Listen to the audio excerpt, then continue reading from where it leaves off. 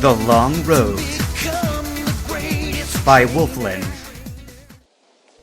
The journey to Mauville had taken the better part of 2 days, and Steven was exhausted as he stumbled into the Pokemon Center. Bracing himself against a column as he tried to catch his breath, a hearty voice echoed through the lobby. "You must be the trainer with the Electrike! You sure got here in a flash!" Steven's eyes narrowed. Did someone just crack an electricity pun? Joy told me the whole story. That was a mighty good thing you did to help that poor critter out. Now, let's see what I can do to help you out. What? Right here? Steven turned in surprise that someone would suggest treating a sick Pokemon right in the center's lobby. But as he spun to face the owner of the voice, he came face to face with a portly older man, sporting a neat white beard and the tackiest printed shirt he'd ever seen. "Of course, right here! Or my name's not Watson!" Steven must have given him an odd look, because the gym leader just laughed. "Ha ha! What's the matter? You look shocked! Ha ha ha ha!" He suddenly leaned in and spoke in a secretive manner, although his voice carried through the room anyway. "Don't worry, I won't charge for my help." Resisting the urge to groan, Steven regained his composure and brought out Electrike's ball. With a reassuring nod from Watson, he released it on the spot. Even before it had fully materialized, the air began to crackle with static, and Watson frowned. Without a word, he knelt down just as Steven had done and inched toward the Electrike, all while his eyes focused on the dancing electricity that surrounded the sick Pokemon. "Hey there, little fella. Let's see what's upsetting your charge." Steven watched with bated breath as Watson got closer and closer. Electricity snapped and sparked dangerously close to the older man, but he never flinched even once.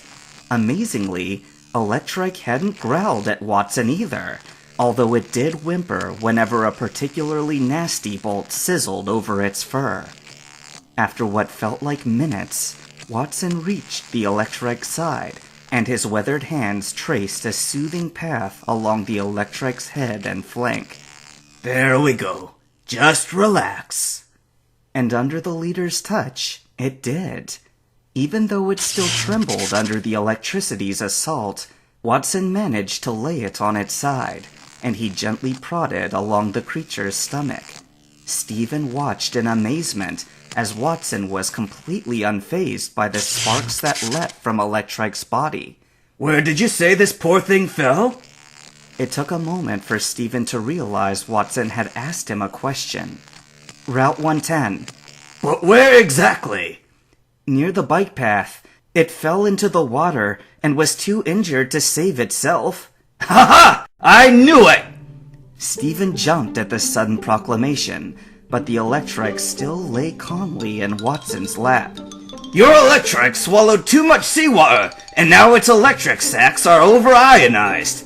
Poor guy is all out of balance. I can drain some of its excess charge with my Pokemon."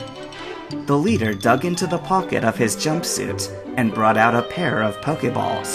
With a flash, a Magneton and a Voltorb appeared at his side, and instantly, the crackling electricity was drawn up and away from Electrike. The pained Pokemon finally opened its eyes and turned its gaze up towards its saviors. Watson grinned down at the Electrike and gave its head a hearty rub before addressing Steven again. "Treat it with plenty of fresh water and stay away from processed Pokemon food. Too much salt content. In a few days, it'll be back to its old self." But Steven was only half listening. The entire time, he hadn't been able to tear his gaze from Electrike, and soon he found himself shaking his head. "I'm sorry, Watson. I'm not sure I'll be able to do that." "What do you mean, kid?" I guess I just don't think I'm the right trainer for him." He smiled wistfully. "I caught Electrike because I wanted to help him. Now that he doesn't need my help anymore, I want Electrike to be where he'll be happiest. and I think that's with you. He held up Electrike's ball and pressed the center button for a few seconds. 2 beeps later, the Pokeball opened in his palm, empty.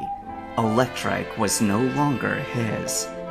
I made a promise to my partners that we'd get stronger together, and so far, I haven't even been able to keep up my end of the deal.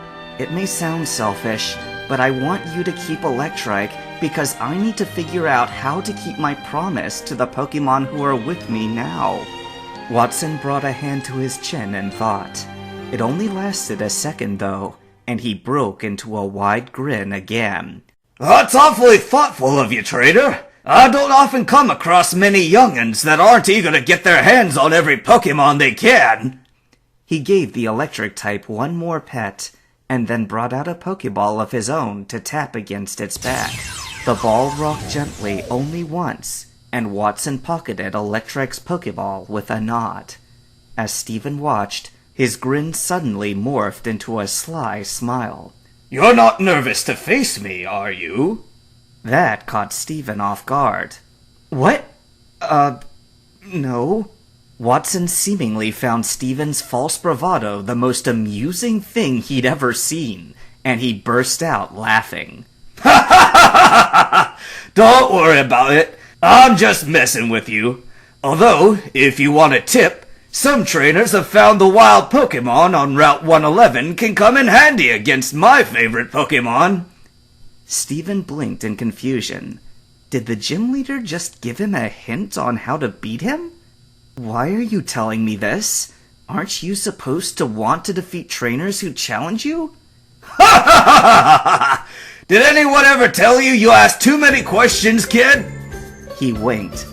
Let's just say that even with a hint like that, old Watson still got some tricks up his sleeves.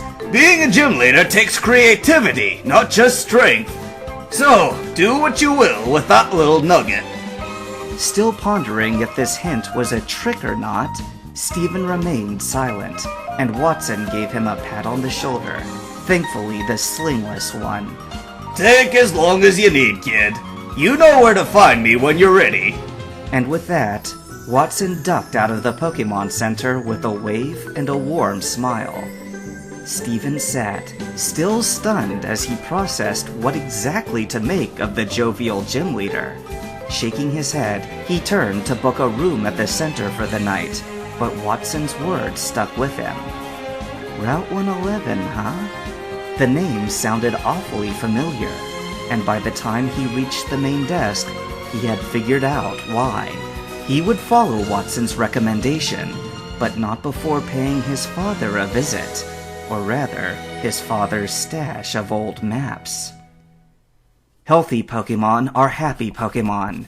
You and your team will need to be at full strength to tackle the challenging road a trainer faces on their journey.